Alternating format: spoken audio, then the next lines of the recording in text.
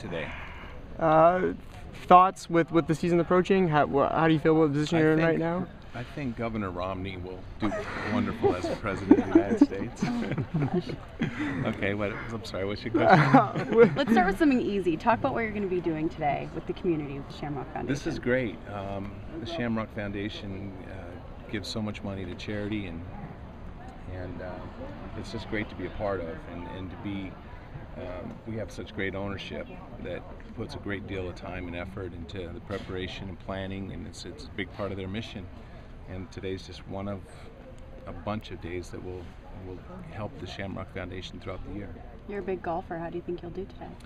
It depends who's on my team. I haven't looked at the tee sheet yet. Do I have any good players with me? Do you want me to really check for you? Yeah, I need one, good teammate. You don't know. You've no athletes on the team right now with you, so. I don't have Jason Terry with me? No, sorry. He probably went with Wick, right? I think he did. Yeah. Last couple of years, you've obviously, every year you try to go in and build a bench, and then it seems like at the end of the year, through injuries or whatever, you guys have wound up very, very thin. What was the idea going in this year? It seemed like you really loaded up on being able to go 10, 11, maybe 12 deep with guys you kept bringing in. Well, I think we're deep at every position. There's been other years where we thought we were, and injuries is something you just can't really plan for. Last year we were worried just as our older players were getting up there, and yet it was ironic that all our younger players were the ones that got hurt, and our older guys sort of held in there.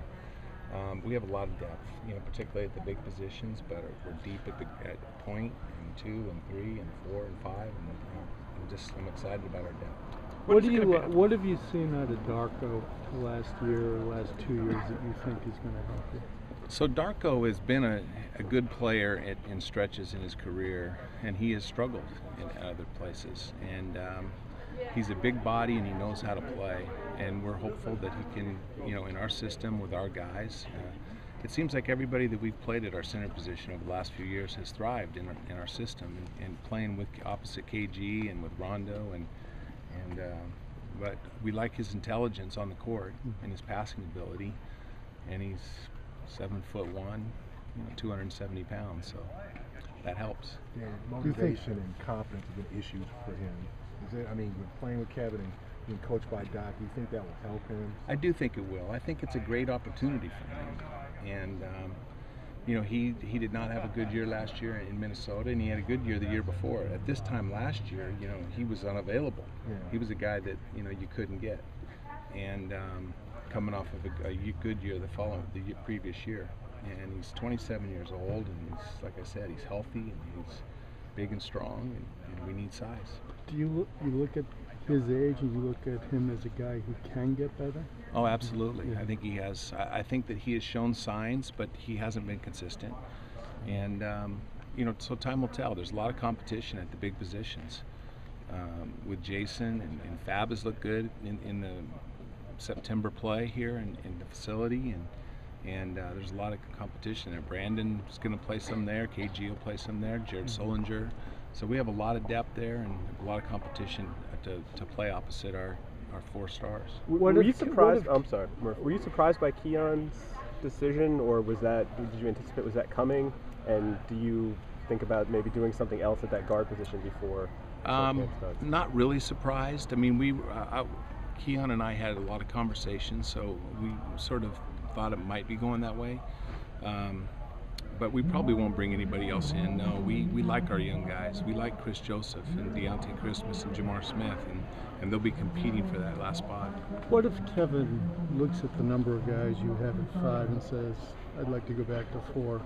Do you keep him where he is? That's a question that Doc will have to answer. My guess is that's sort of how they'll start the season, and but depending on how these guys play. Like I said, all those names I just mentioned, one of them earns a spot, then things could be tweaked. There's nothing set in stone. Now that you've seen Jared play in Summer League and in these September workouts, do you think he could have a role this season? He's got some competition to beat out for an opportunity to play and contribute, for sure.